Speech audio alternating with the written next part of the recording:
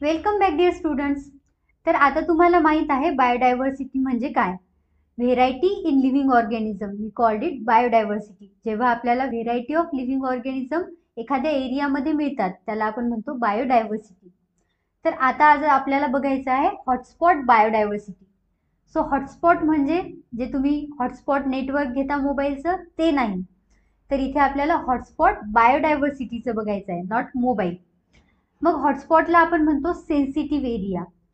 तर जिथे बायोडायव्हर्सिटीचा sensitive area आहे त्याला आपण म्हणणार hotspot biodiversity.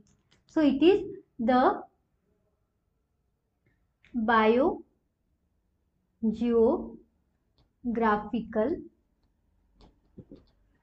region or area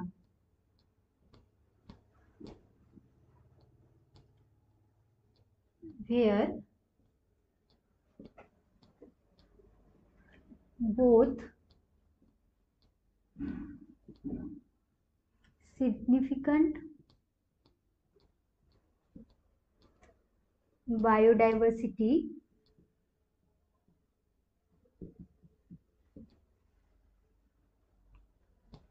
can be found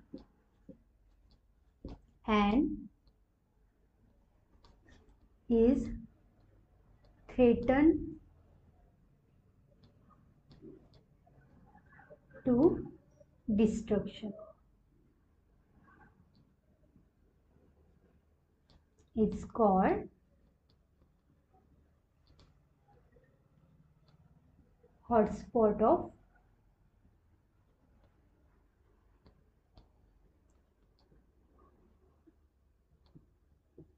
biodiversity. तर मग हॉटस्पॉट ऑफ बायोडायव्हर्सिटी काय आहे? इट इज अ एरिया, असा रिजन किंवा असा बायोजिओग्राफिकल एरिया. बायोजिओग्राफिकल म्हणजे काय? बायो म्हणजेच आपले लिव्हिंग ऑर्गॅनिझम, जिओग्राफिकल म्हणजे लँडचा एरिया. तर असा फॉरेस्ट एरिया किंवा लँड एरिया जिथे आपल्याला सिग्निफिकंट बायोडायव्हर्सिटी बघायला मिळते. सिग्निफिकंट म्हणजे काय? की आपल्याला लार्ज अमाऊंटमध्ये biodiversity, large amount of variety of living things पाहायला मिळतात. पण त्याचप्रमाणे तो जो एरिया आहे तर तो आता डिस्ट्रक्ट पण होत आहे, डॅमेज सुद्धा होत आहे किंवा अजून सुद्धा त्याच्यामध्ये डिस्ट्रक्शन चालू आहे. अशा एरियाला आपण म्हणतो हॉटस्पॉट बायोडायव्हर्सिटी. मग सगळ्याच एरियाला आपण म्हणतो का? जेवढे फॉरेस्ट आहे तेवढ्या फॉरेस्टमध्ये आपल्याला व्हेरायटी ऑफ ऑर्गॅनिझम्स पाहायला मिळतात. मग त्या सगळ्याच फॉरेस्टला किंवा सगळ्याच ग्रासलँडला आपण बायोडायव्हर्सिटी हॉटस्पॉट म्हणतो का? नाही. एखाद्या एरियाला हॉटस्पॉट ऑफ बायोडायव्हर्सिटी म्हणायचं की नाही हे दोन गोष्टींवर डिपेंड असते. तर त्यामधली फर्स्ट वन क्रायटेरिया काय आहे? इट शुड हॅव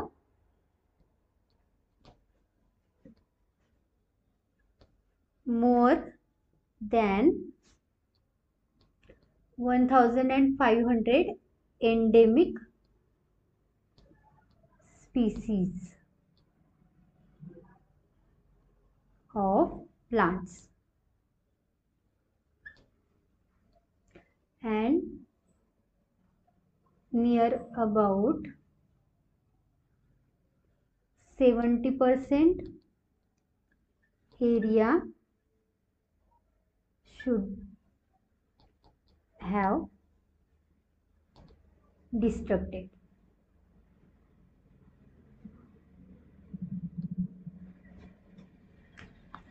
तर हे जे आहेत हे दोन क्रायटेरिया आहेत. आपण बायोडायव्हर्सिटी हॉटस्पॉट म्हणणार आहे की नाही एखाद्या एरियाला.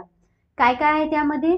पहिला क्रायटेरिया आहे की त्या एरियामध्ये नियर अबाउट 1500 एंडेमिक प्लांट्सच्या स्पीसीज असल्या पाहिजे.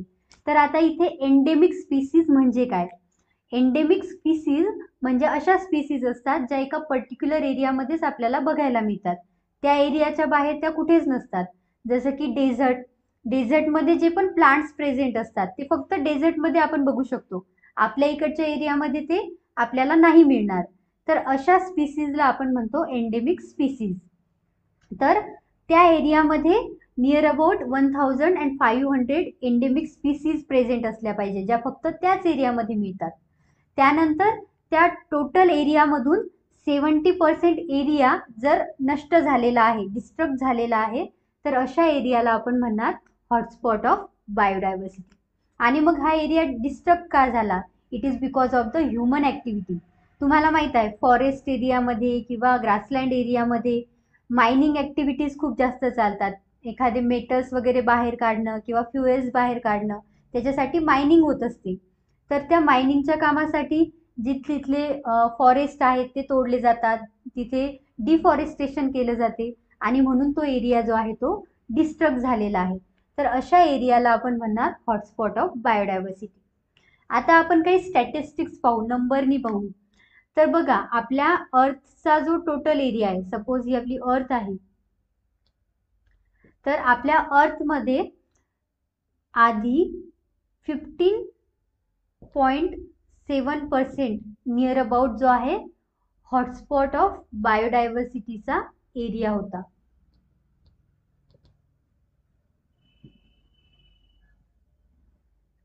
आतापर्यंत पूर्ण जगामध्ये टोटल 34 हायली सेन्सिटिव्ह एरिया आपल्याला मिळाले आहे.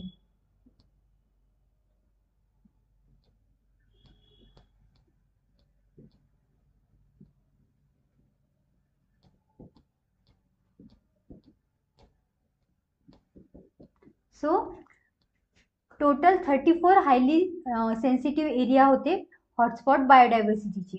आणि हे 34 एरिया कुठे होते? तर आपल्या टोटल अर्थचा जो एरिया आहे त्याच्या 15.7% रिजनमध्ये हे 34 हायली सेन्सिटिव्ह एरिया आहे. पण आता हे आधीचे होते जेव्हा जास्त पोल्युशन नव्हतं किंवा नॅचरल एन्व्हायरमेंट जास्त होतं. पण आता आपल्याला माहित आहे जशी जशी ह्युमन डेव्हलपमेंट करत आहेत तर ते काय करत चालले, आपल्या नेचरला डिस्टर्ब करत चालले. आणि ह्युमन ॲक्टिव्हिटीजमुळे किंवा ह्युमन सिव्हिलायझेशनमुळे, कारण काही काही ठिकाणी काय झालं, फॉरेस्टमध्ये लोकांनी फॉरेस्टला डिस्टर्ब केलं, डॅमेज केलं आणि तिथे त्यांनी घरं बांधली किंवा एखादी सिटी फॉर्मेशन केली. मग अशा ॲक्टिव्हिटीजमुळे काय झाले, हे जे एरिया आहेत आपले बायोडायव्हर्सिटीचे तर ते डॅमेज झाले. आणि आता सध्या प्रेझेंटमध्ये ओन्ली 2.3% एरिया जे आहेत तर ते आपल्या अर्थवर प्रेझेंट आहेत, दॅट आर हॉटस्पॉट बायोडायव्हर्सिटी. आधी 15.7 होते आणि आता ते कमी होऊन झाले 2.3%. म्हणजे नियर अबाउट 86% एरिया जे आहे they have already destructed by human activities. आणि स्टुडंट हे जे 2.3% एरिया आहे तर या एरियामध्ये सुद्धा आजही 1,50,000 प्लांट स्पीसीज आपल्याला बघायला मिळतात. म्हणजे तुम्ही विचार करा, आधी 15.7% होते, आता ते कमी होईल 2.3% राहिले. म्हणजे 86% जे आपल्या हॉटस्पॉट बायोडायव्हर्सिटीचे एरिया आहेत ते डॅमेज झाले, नष्ट झाले. पण या 2.3% मध्ये सुद्धा आपल्याला नियर अबाउट 1,50,000 स्पीसीज ज्या आहेत प्लांटच्या त्या बघायला मिळतात. आणि ह्या ज्या स्पीसीज आहेत ह्या आपल्या टोटल वर्ल्डमध्ये असणाऱ्या स्पीसीजच्या 50% आहेत. म्हणजे सपोज आपण जर हे एरिया पण नष्ट केले तर आपल्या वर्ल्डमधल्या 50% ज्या स्पीसीज आहेत त्या आपोआप नष्ट होतील. मग आपल्याकडे फक्त 50% प्लांटच्या स्पीसीज राहतील. सो आपल्याला या एरियाजला वाचवण्याची गरज आहे आणि म्हणून तुम्हाला हा पॉईंट दिलेला आहे हॉटस्पॉट ऑफ बायोडायव्हर्सिटी. सो 50% ज्या प्लांटच्या स्पीसीज आहेत तर त्या या बायोडायव्हर्सिटी एरियामध्ये म्हणजे या 2.3% एरियामध्ये आहेत. आणि स्टुडंट याच्यापैकी सुद्धा ज्या 50,000 स्पीसीज आहेत these are the endemic species.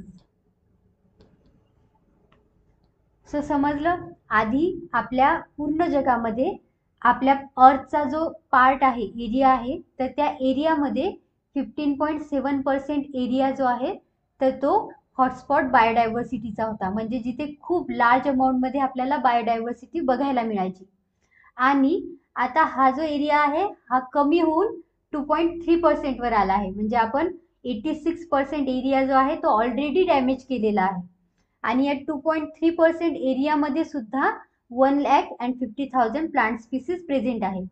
आणि या प्लांट स्पीसीज पैकी म्हणजेच एवढ्या ज्या प्लांट स्पीसीज आहेत ह्या आपल्या पूर्ण वर्ल्डमध्ये असणाऱ्या प्लांटच्या 50% स्पीसीज आहेत.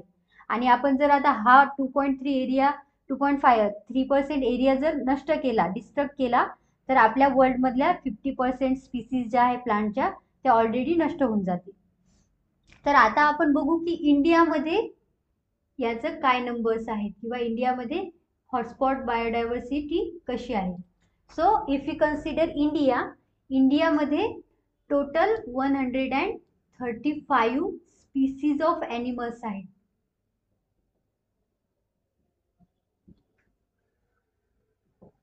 आणि या 135 स्पीसीज पैकी ज्या 85 स्पीसीज आहेत these are in the eastern region.